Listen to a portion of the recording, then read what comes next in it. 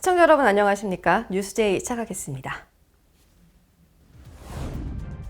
21대 국회 원구성이 끝내 여야 합의에 이르지 못한 채 마무리됐습니다.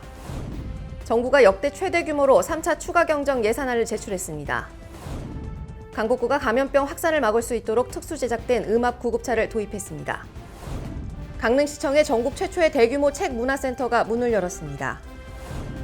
2020 경북포럼에서 포스트 코로나 시대에 대한민국이 나아가야 할 방향에 대해 의견이 모였습니다.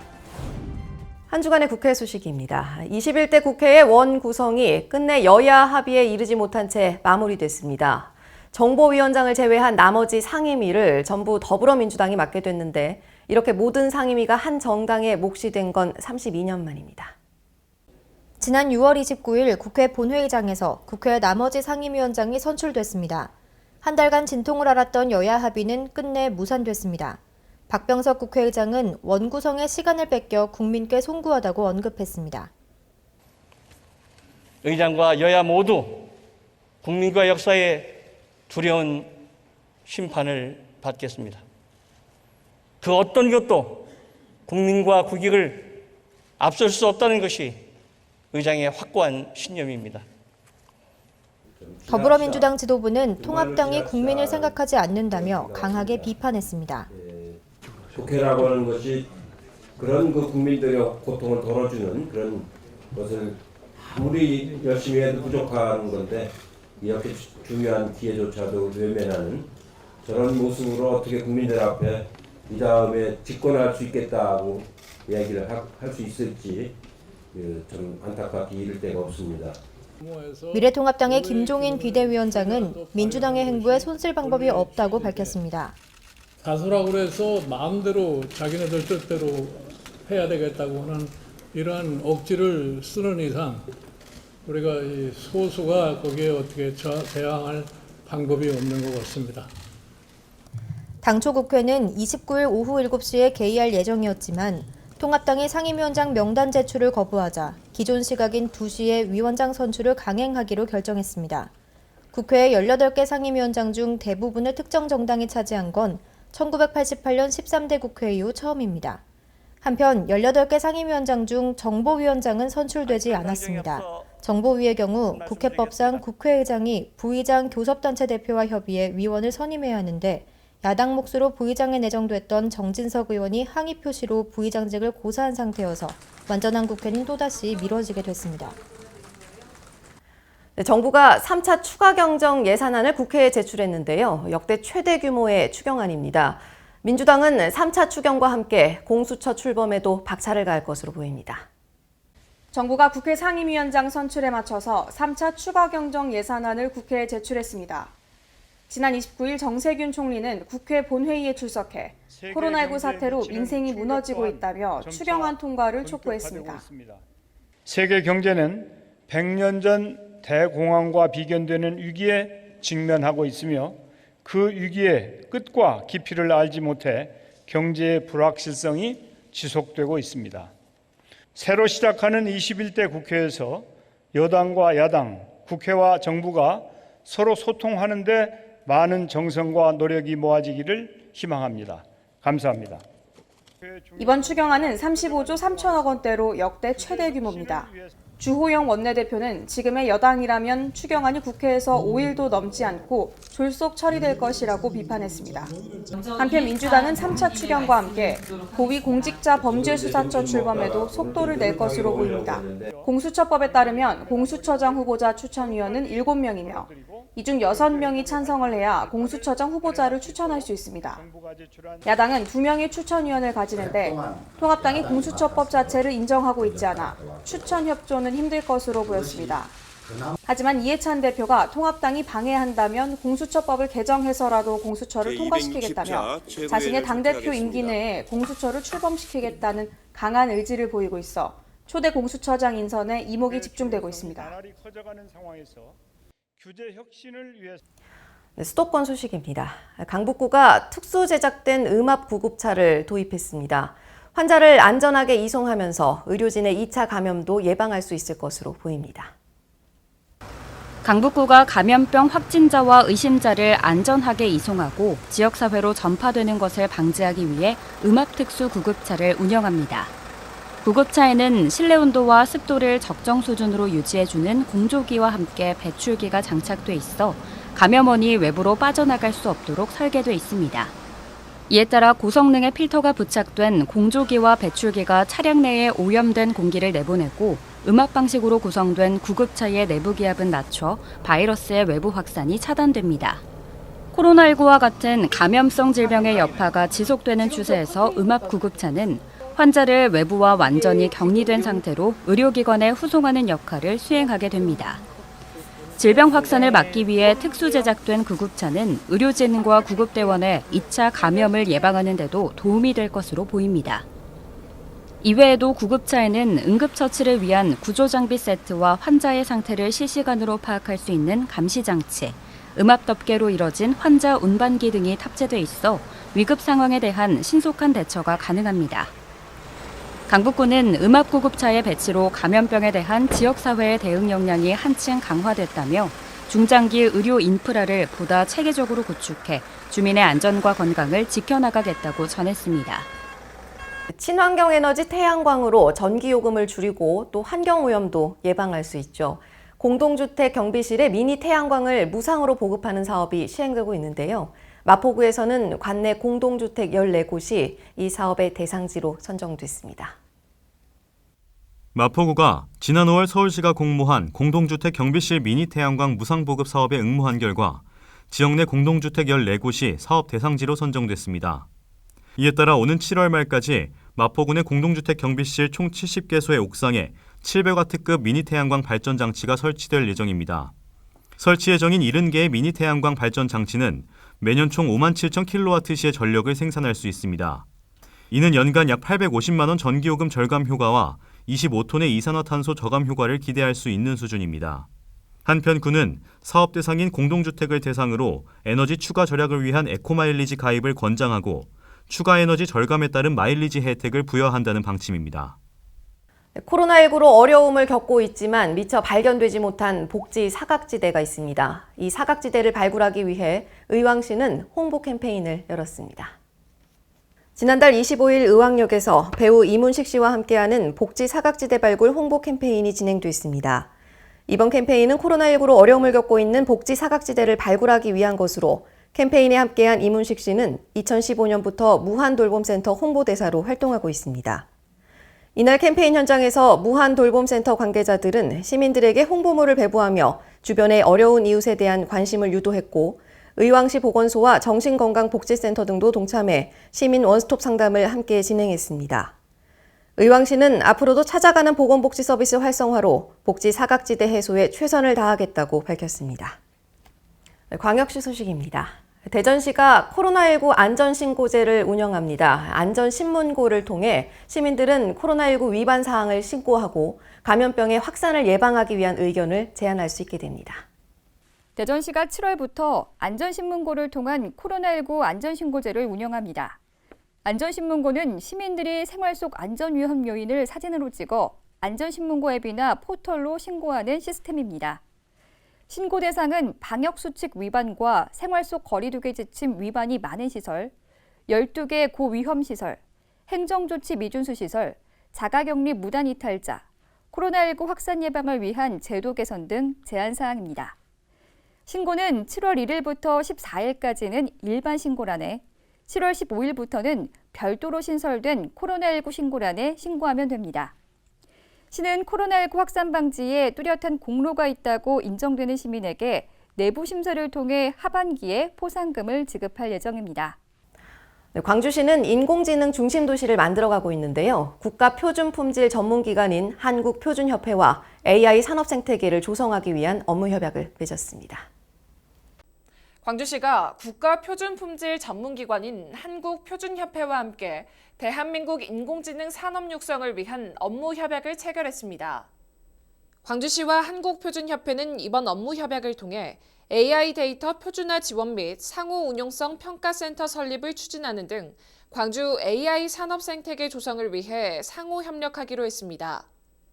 광주 AI 집적단지에 AI 데이터 상호 운용성 평가센터를 구축하면 지역 AI 전문 기업들이 개발한 AI 알고리즘과 서비스, 제품의 표준화가 체계적으로 지원돼 기업들의 경쟁력 강화에 도움을 줄 것으로 광주시는 기대하고 있습니다. 이와 함께 광주시는 인공지능 중심 도시 조성을 통해 대한민국이 인공지능 강국, 데이터 강국이 되도록 한국표준협회와 함께 노력해 나갈 방침입니다. 네, 다음은 강원도 소식입니다.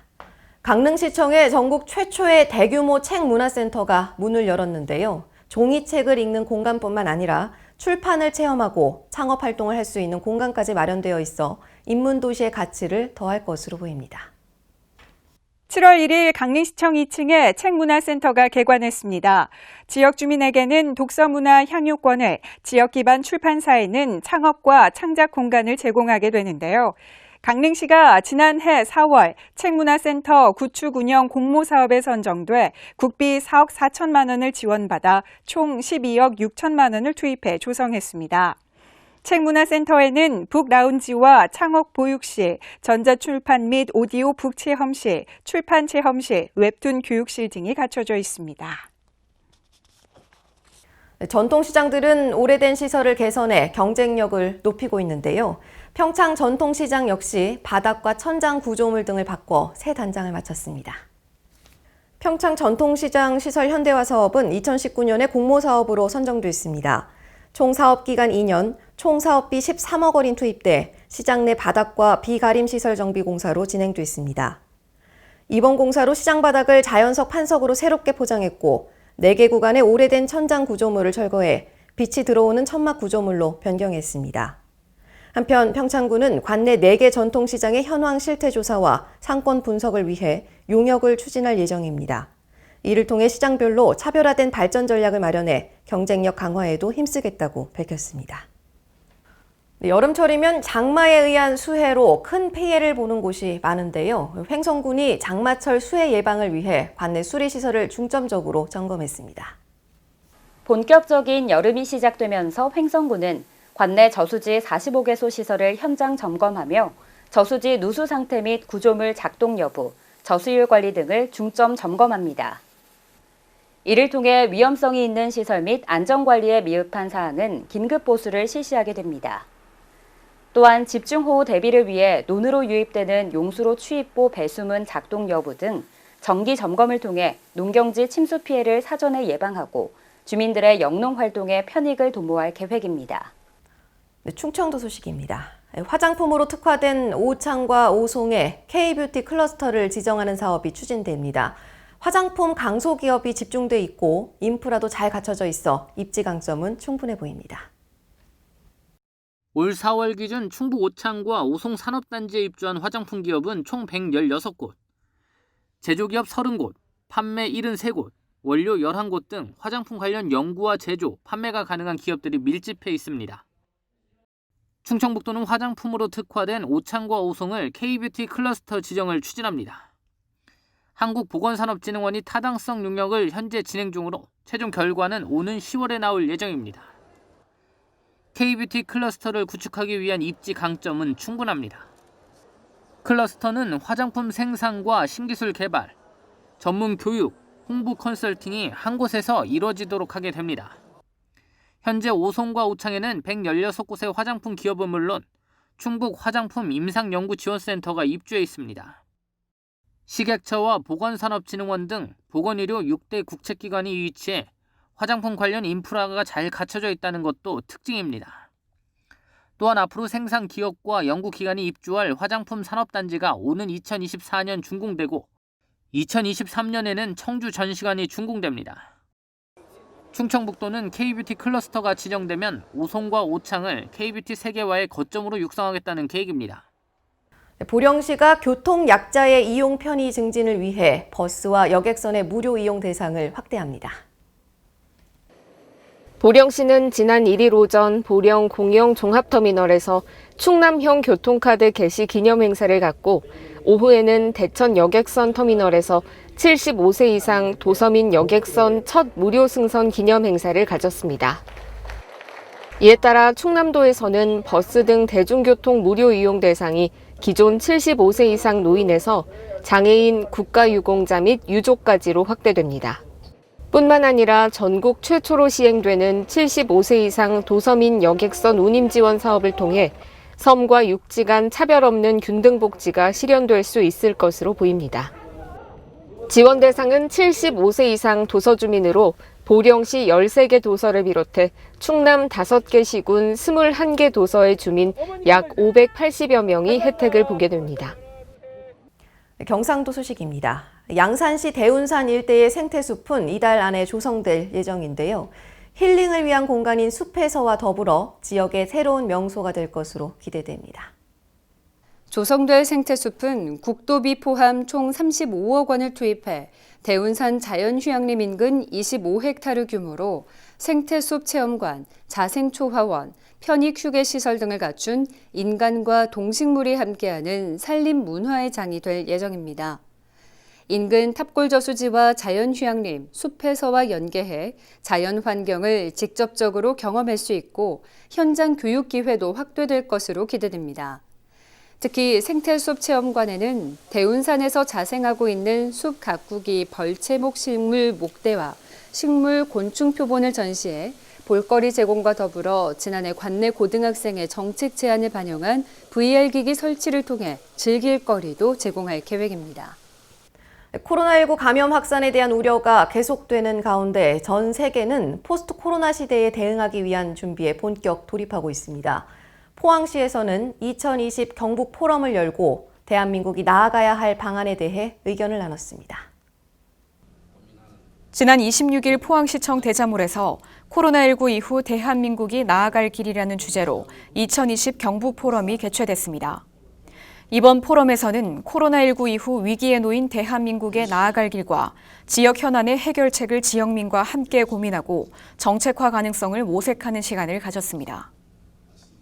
포럼은 이낙연 코로나19 국난극복위원장의 주재 강연과 함께 김택환 경기대 특임교수를 좌장으로 장순흥 한동대 총장, 전우헌 경북도 경제부지사 등 각계각층의 전문가 패널이 참석해 사회, 경제, 교육 등 포스트 코로나 시대의 변화와 위기 대응 등을 주제로 토론을 펼쳤습니다. 아울러 포항시도 민생 안정 및 지역경제 활성화를 위한 핵심 현안 사업들을 차질 없이 추진하며 포스트 코로나 시대에 대응하는 선제적 준비에 박차를 가하고 있습니다. 다음은 전라도 소식입니다. 2005년 개관해 올해로 15년이 된 율촌 시립도서관이 구조를 변경하고 오래된 시설을 개선해 재개장했습니다. 율촌도서관은 지난해 10월부터 올해 6월까지 8개월 동안 12.7억 원을 포함해 15억 원의 사업비를 들여 내진 성능과 노후 시설 개선을 위한 공사를 마쳤습니다. 도서관의 주요 시설로 1층에는 독서 동아리방과 어린이 자료실, 체험관이 있고 2층에는 다목적실과 학습실, 일반 자료실이 마련되어 있습니다. 여수시에는 지난해 12월 개관한 전남 동부권 최대 규모의 이순신 도서관을 포함해 7개의 시립도서관이 있으며 최근 인구가 급증한 소라 중림지구에 어린이 전용 도서관 건립을 추진하고 있습니다. 어린이 보호구역 내 불법 주정차로 인한 안전사고를 예방하기 위해 장수군은 주민신고제를 확대 운영합니다. 강석훈 기자입니다. 전북 장수군이 어린이 보호구역 내 불법 주정차에 대한 주민신고제를 확대 운영합니다. 주민신고제는 초등학교 정문 앞 도로의 주 출입구로부터 다른 교차로와 접하는 지점 내 평일 오전 8시부터 저녁 8시까지 주정차된 차량을 신고 및 단속하는 제도입니다. 장수군은 26일부터 7월 31일까지 계도 기간을 갖고 8월 3일부터는 도로교통법 시행령 제88조와 별표 7에 따라 과태료 8만 원을 부과할 예정입니다. 장수군 관계자는 어린이 보호구역 내 불법 주정차로 인한 안전사고 예방을 위해 주민신고제 운영에 최선의 노력을 다하겠다며 4대 불법 주정차 금지구역은 기존과 동일하게 연중 24시간 운영되니 운전자들은 착각하는 일이 없도록 주의 바란다고 당부했습니다. 지금까지 전북에서 강석훈이었습니다. 정읍시에서는 농약을 이용해 목숨을 끊는 사람이 줄어들도록 농약 안전 보관함을 가구들에 전달하고 관내 주민들의 정신건강 유지에 세심하게 주의를 기울이고 있습니다. 보도에 황인화 기자입니다. 생명보험사회공헌재단이 올해 첫 농약안전 보관함 보급지인 전라북도 정읍시 490가구에 농약 보관함을 전달하며 생명사랑 녹색마을 현판식 및 생명사랑 서약식을 진행했습니다. 통계청에 따르면 전라북도 지역의 평균 자살률은 25.8명에 달하며 그중 정읍시의 2018년 자살률은 인구 10만 명당 37.5명꼴로 월등하게 높은 현황입니다. 또한 2016년 35명, 2017년 36.2명으로 매년 증가하고 있어 정읍시는 생명 존중 문화를 확산하고 자살 감소를 위한 체계적인 대책 마련이 필요한 상태입니다. 정읍시 관계자는 지역 정신건강센터와 연계해 우울감을 호소하는 지역 주민을 밀착 관리하고 정신건강 의료비를 지원할 예정이다라며 많은 분들이 관심을 가져주셨으면 좋겠다고 말했습니다. 지금까지 전북에서 황인아였습니다. 네, 남원시는 지리산 명소인 구룡계곡의 맑은 물을 유지하기 위해 농사철 흙탕물 저감 사업을 시행합니다. 계속해서 황인아 기자입니다. 남원시가 지리산 구룡계곡 정화 사업을 시작합니다. 남원시는 봄 농경지 로타리 시기에 발생하는 진한 흙탕물이 지리산의 구룡계곡을 오염시킨다는 관광객과 시민들의 민원에 따라 올 하반기부터 사업에 착수할 방침이라고 밝혔습니다. 이번 사업 추진에 따라 시는 앞으로 총 사업비 50억 원을 도입해 2021년까지 고랭경작지 흙탕물 저감 사업을 완료할 계획입니다. 남원시 관계자는 지역에 맞는 교목 및 관목도 식재하고 벤치 등 다양한 경관도 조성해 이용객과 인근 주민들의 휴식 공간 조성에 힘쓰겠다고 말했습니다. 지금까지 전북에서 황인아였습니다.